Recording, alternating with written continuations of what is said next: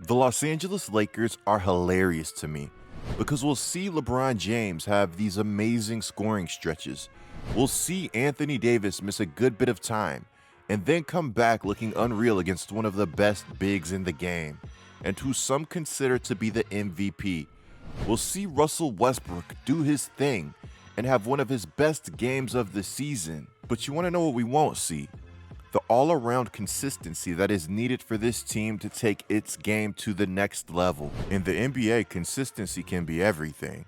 It could be what separates a star from a superstar.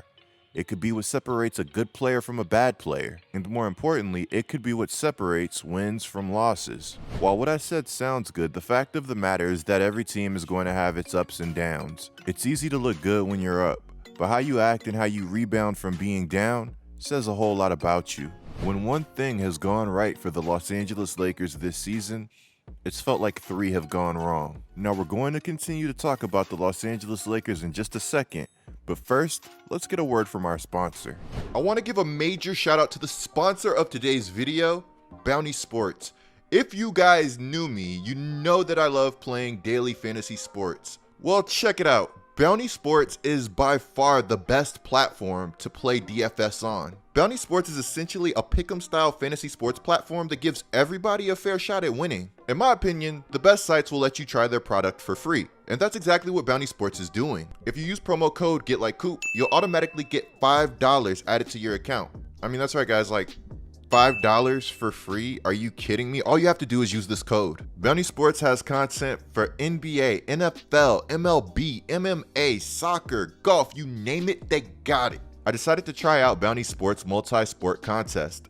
As you can see, enrolling in this contest and picking teams is incredibly easy.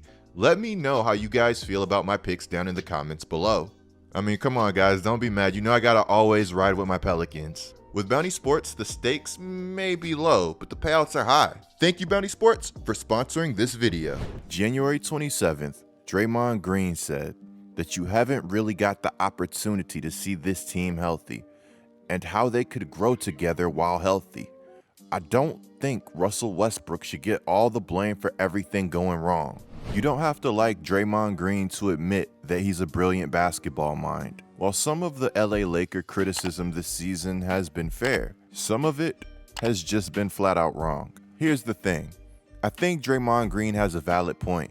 While Westbrook has undeservingly shouldered a lot of the blame for the Lakers' poor season, the unfortunate reality is some of that stuff just kind of comes with making $50 million in a season. I've stated multiple times on this channel that it's not Westbrook's fault that the Lakers roster outside of its stars is simply not good. He can't control the team around him, but to an extent, what he can control is his play. One of the major reasons Westbrook was brought to Los Angeles was to make the life of LeBron James easier. I'm trying my best not to laugh because LeBron James at 37 years old is playing 37 minutes per game. That's his highest minute total since the 2017-2018 season. We're going all the way back to when Bron was still a Cleveland Cavalier. Back when J.R. Smith was... Let me stop. You gotta love LeBron James, because if you ask him about his workload, he's going to shrug it off. He's going to be like, what workload? Basically, he's going to give you an answer like this. Workload,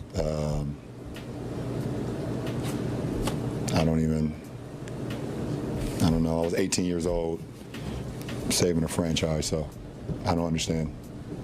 This season, LeBron James is averaging 29.1 points per game, easily the most in NBA history by a player in their 19th season or later, according to Mika Adams. This season, LeBron James has been absolutely unreal. The fact that LeBron is not a major load management guy is pretty refreshing. While I would like to see Bron get his minutes per game down, especially at this age, and I do think that there are a lot of pros to load management, there is some downside. Imagine you get tickets to go to a Los Angeles Laker game. Imagine you were saving up for a while to get these tickets. Imagine you traveled across the globe to come see LeBron James play. And then last second, LeBron James ends up being a late DNP because of load management. Remember when the Clippers lost in the playoffs and they blamed their lack of continuity? While there are some downsides to load management, some players definitely need it.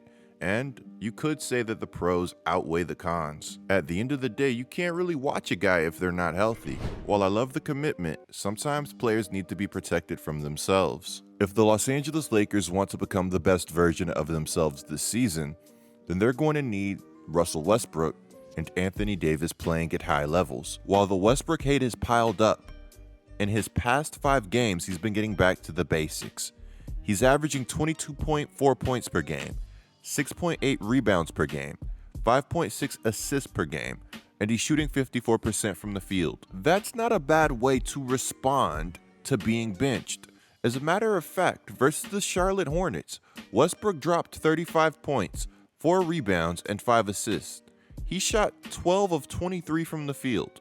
You want to know what's funny? According to ESPN Stats and Info, Westbrook would be a minus 27 in the first half. That would tie his worst first half plus minus of all time. Despite trailing in the first half, in the second half, Russ would flip a switch, and he would become the first Laker to have 30 points in a half since Kobe Bryant in his final game. While the Charlotte Hornets are a bottom 5 defense, and Westbrook would go on to miss the final shot of the game, it's impossible to overstate how important this performance is for Russell Westbrook. He's a player that thrives off of confidence. If Westbrook feels like a terrible player, he's going to be your team's worst nightmare. For everybody that's been heavily criticizing Russ, you have to at least give him his flowers when he's hooping. While Westbrook had a good game, I want to see more of this. His fit in LA is still a little bit weird. With AD and Bron out, the Lakers lead the league in pace by a wide margin. Does anybody else find that interesting? Like Dre said, this team has not had an ample amount of time to get things together. The roster is funny. The pieces of it are not that of a puzzle. Continuity in the NBA is very important. Without Bron this season, Russell Westbrook is averaging 22.6 points per game, 8.4 assists per game, and 8.2 rebounds per game. He's shooting 45.7% from the field and surprisingly 36.6% from the three-point line. When the Lakers moved Westbrook into more of an off-ball role, I knew there would be a learning curve. If Westbrook is going to be used in an off-ball capacity, ultimately, he has to find ways to make himself impactful, especially when his shot isn't falling. When Westbrook has the ball, he's able to attack the basket with a certain amount of gravity. When he doesn't have the ball and teams aren't respecting him, yeah, there's virtually no gravity there. Do you guys think that this Los Angeles Lakers team is capable of turning things around? Also, do you think that there is a move that this team could make that could help steer them in the right direction? There's been a lot of talk about the Los Angeles Lakers trading for John Wall. Do you guys think that a Westbrook for John Wall trade would make the Los Angeles Lakers better? While the Westbrook trade discussions have been interesting to say the least, according to Mark Stein, the Lakers appear determined to stick with Westbrook at least for the remainder of the season. The Lakers don't want to attach any assets to move Russell Westbrook after trading, quote, so much to get him. Apparently, the Lakers are banking on Westbrook finding another gear in the second half of this season, just like he did for the Washington Wizards. Easy to forget, but that Wizards team last year started incredibly tough. We've seen the Lakers linked to a few names this season, but they've yet to get anybody. Buddy Hield was linked to the Lakers a lot this offseason, and according to Chris Haynes, the Lakers still want him. But at the moment, the Kings believe there are better offers out there than that of THT. Let me know what you guys think of everything, and let me know what move you would like to see the Lakers make before this year's trade deadline. Clicking the video on the screen right now is a great way to support my channel. I'm Get Like Coop, bringing you guys the scoop until our next upload.